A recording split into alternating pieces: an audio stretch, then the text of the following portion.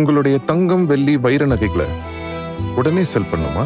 நம்பிக்கையான நிறுவனம் Max Gold. Call 04445454545. Max Gold, cash for gold. இன்னைக்கு அஜித்தோடைய பிறந்த நாள். மிக முக்கியமான ஒரு விஷயம், அந்த அஜித்தோடைய பிறந்த நாளை அஜித் ரசிகர்கள் கொண்டாடிட்டு இருக்காங்க அப்படின்ட்டு வழக்கமான ஒரு செய்தி தான். அதோடு சேர்ந்து விஜயோடைய ரசிகர்கள் எக்ஸ்ட்ரா கொண்டாடிக்கிட்டு இருக்காங்க. இதுதாங்க உண்மை. சோசியல் மீடியா முழுக்க தெரிக்கிற மாதிரியான ஒரு இதுவாக. குறிப்பாக விஜய் ரசிகர்கள் அவங்க போட்டிருக்கிற பதிவு என்னன்னா, கரூர் சம்பவத்திற்கு பிறகு ஒட்டுமொத்த திரையுலகமே விஜய்க்காக எதிர்த்து நின்ற பொழுது அந்த சம்பவத்திற்கு ஒருவர் மட்டுமே காரணம் கிடையாது, அது ஒரு கூட்ட நெரிசல் அப்படின்னு சொல்லி அதுக்கு ஒரு விளக்கம் கொடுத்தீங்கல்ல. இதை விட வேற என்னங்க வேணும்? உங்களை நாங்கள் கொண்டாடுறோங்க அப்படின்னு கொண்டாடிது. ஏன்னா எம்ஜிஆர், சிவாஜி, ரஜினி, கமல், விஜய், அஜித், இல்லை அஜித் விஜய் எப்படி வேணாலும் வச்சுக்கலாம். இப்படி ஒரு எதிர்முறையான எதிரான ரசிகர்களை கொண்ட தமிழ் சினிமாவில் மிக அதிகமான எதிர்வினையாற்றியவர்கள் விஜய், அஜித் ரசிகர்கள் தான். அது ஒரு தவறுன்னு தெரிஞ்சா கூட அது ஒரு சினிமா மோகம் தான். அதில் உச்சகட்டமாக வாரிசும் துணியும் ஒரே சமயத்தில் ரிலீஸ் ஆனதா. இதுக்கு முன்னாடி ரிலீஸ் ஆயிருக்குது.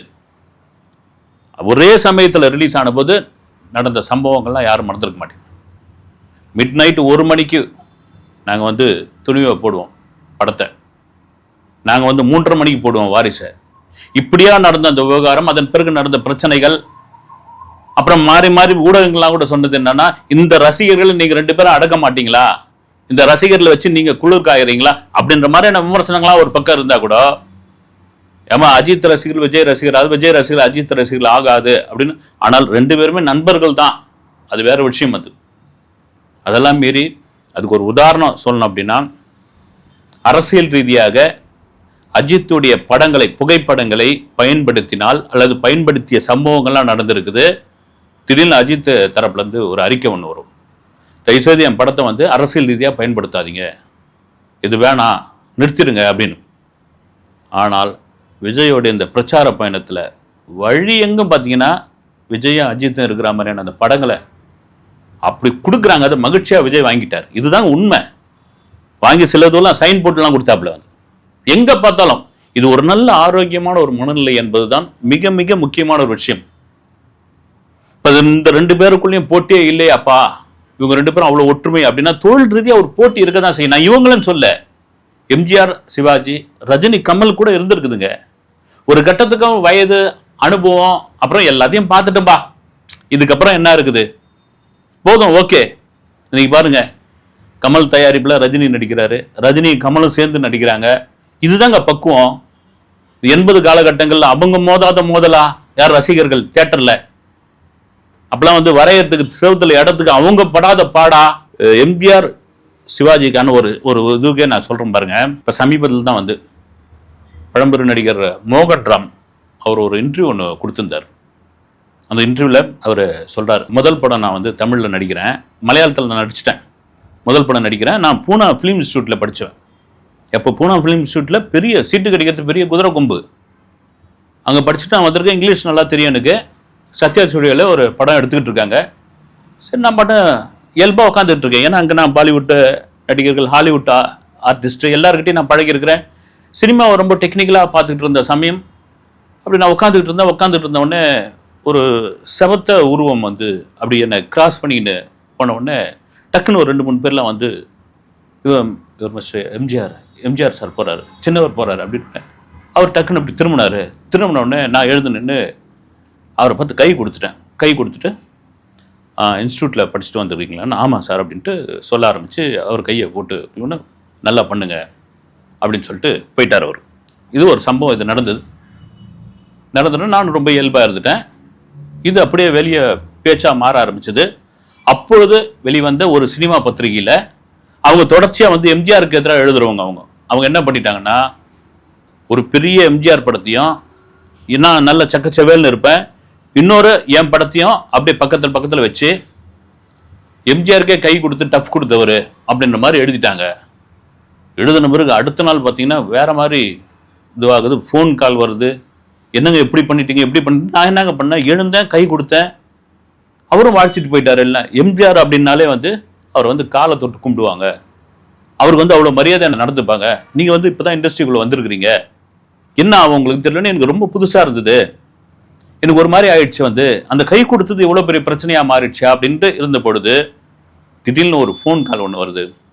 யாருன்னா சிவாஜி, நடிகர் திலகம் சிவாஜி அவர்களுடைய ரசிகர் மன்றத்தை பார்த்துக்கிற ஒரு பொறுப்பாளர். அவர்கிட்ட இந்த ஃபோன் வருது, உங்களை வந்து நடிகர் திலகம் பார்க்கணுன்றாரு அப்படின்னா அவர் போனவுடனே அவர் கை கொடுத்து, எல்லாத்தையும் கேள்விப்பட்டேன், அதெல்லாம் ஒன்றும் கவலைப்படாத, நீ நம்ம படத்தில் நடி அப்படின்னு சொல்லி எனக்காக ஒரு படத்தை ரெடி பண்ணி கொடுத்தவர். எப்படி இங்கே பாருங்க, இதுதான் உண்மை.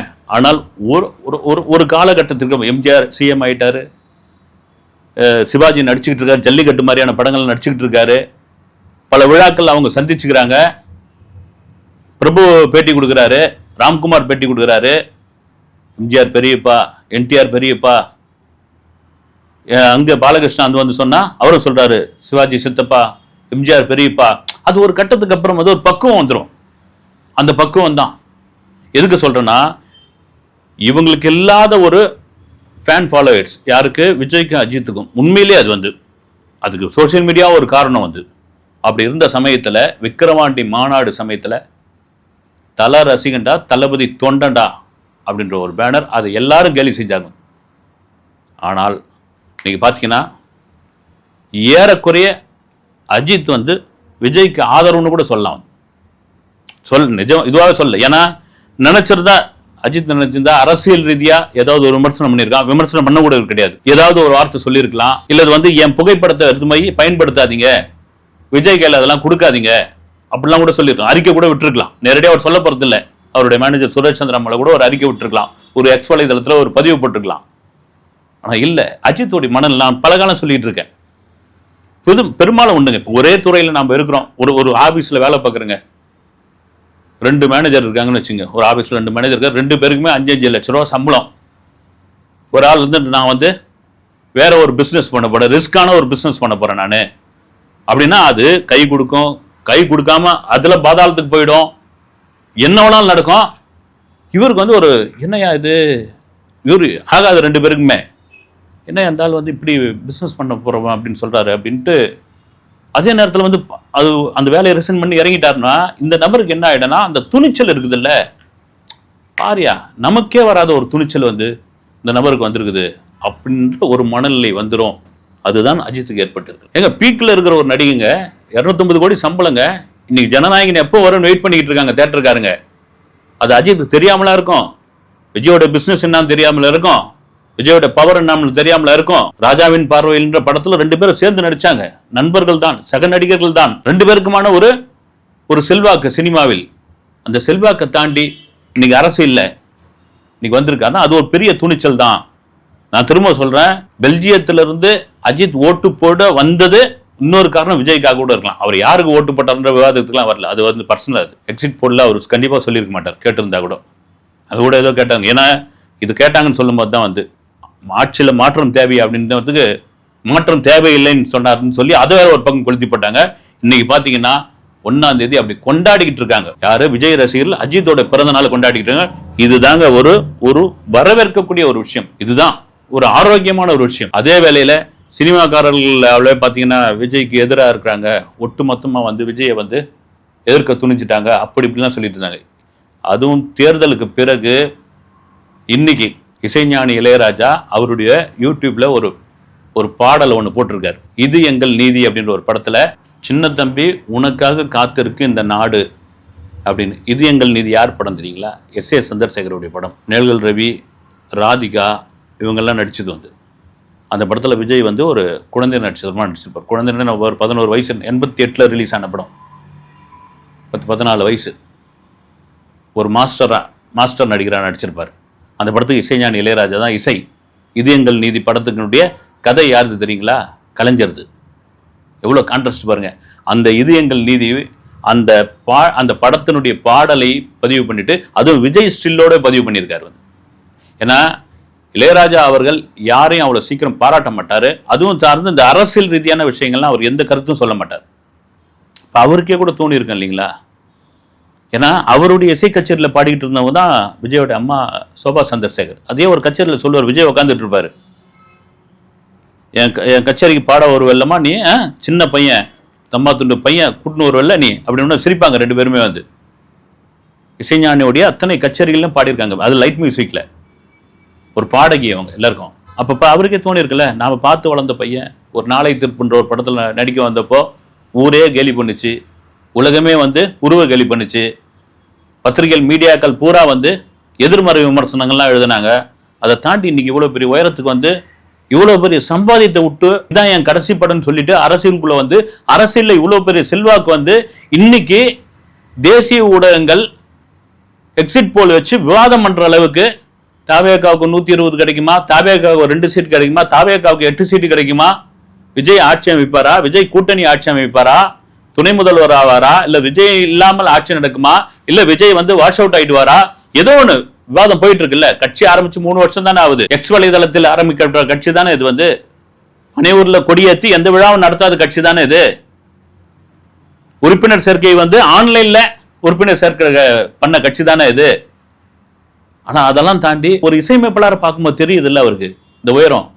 எனக்கு தெரிஞ்ச ஒரு வாழ்த்தா கூட இருக்குது. கமெண்ட்ஸ்ல நிறைய பேர் தான் இசைஞானி வாழ்த்து சொல்லிட்டாரு, ஒரு துறவி வாழ்த்து சொல்லிட்டாரு, ஒரு பக்திமான் வாழ்த்து சொல்லிட்டாரு, உங்க வாக்கு பலிக்கிட்டோம்.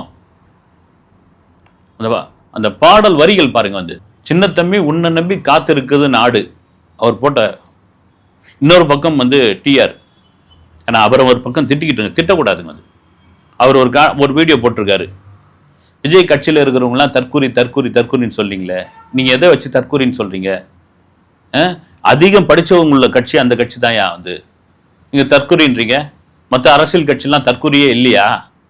இப்படி கடுமையா விமர்சனம் பண்றீங்க. விஜயோடைய அலையை இப்ப பாத்தீங்களா? என் அரசியல் அனுபவத்துல, என் சினிமா அனுபவத்துல இப்படியாப்பட்ட ஒரு அலையை நான் பார்த்தது இல்லைன்னு அவர் வந்து சொல்றாரு. அதுக்கு வாழ்த்துறாங்க வந்து, அதுக்கு திட்டுறாங்க. அதை பற்றி கவலைப்படாத ஒரு நபர் வந்து டிஆர் வந்து.